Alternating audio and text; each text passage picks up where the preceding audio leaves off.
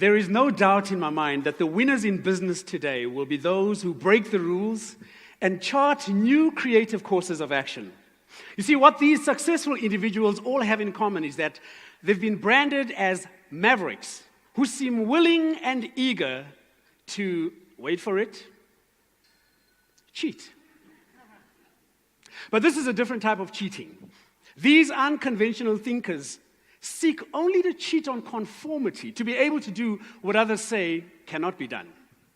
Think of Strive Masiyiwa, the founder and executive chairman of Econet Wireless, who defied the Zimbabwean government's bullying tactics, took them to court, and he was able to secure his mobile operating license.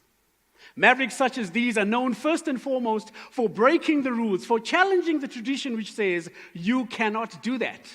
But still, rule breakers such as these are too few on the African business scene. And the first sign of a rule breaker is relentless curiosity. The man or woman who is prepared to get away from the usual way of doing business.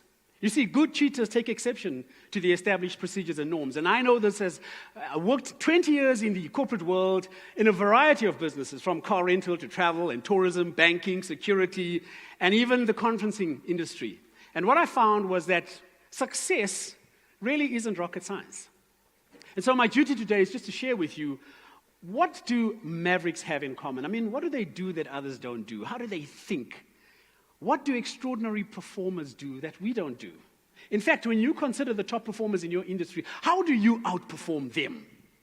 Now, it may come as a surprise or even a shock for you to learn that high performance factors seldom have anything to do with superior talent or skill. And in fact, they have more to do with the simple task of making intelligent choices.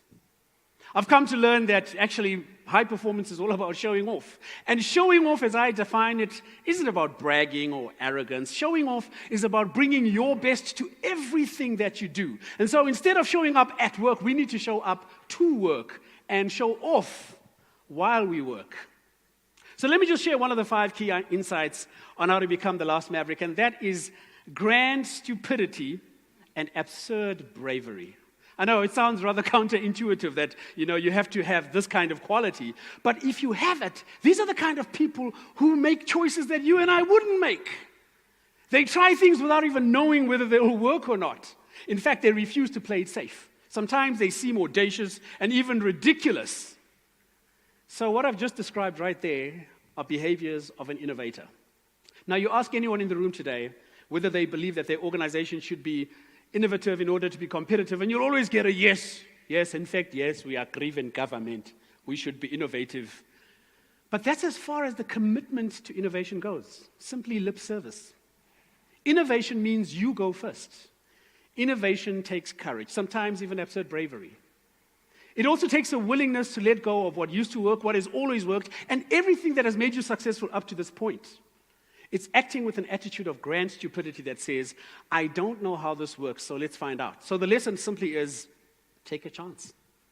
Mark Twain once said, I knew a man who picked a cat up by the tail. He learned 40% more about cats than the man who didn't. I don't know how they measured that, though.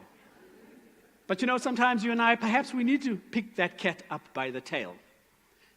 Because when we do that, maybe we'll get scratched up a little bit, but you will learn a lot of information that will guide you on your path to success.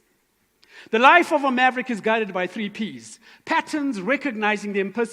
Preservation. Mavericks discard very few ideas. And possibility. Old ideas aren't dead and buried.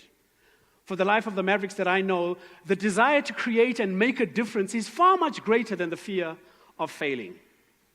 And so when we recognize that by thinking and doing things differently, we expose ourselves to risks and rewards. But you know what?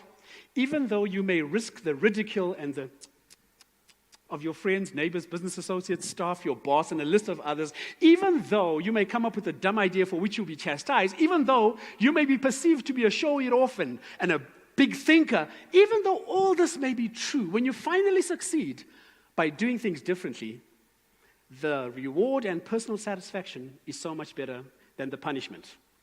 It's what it takes to become the last maverick. The question is, are you ready? My name is Alex Granger. Thank you very much.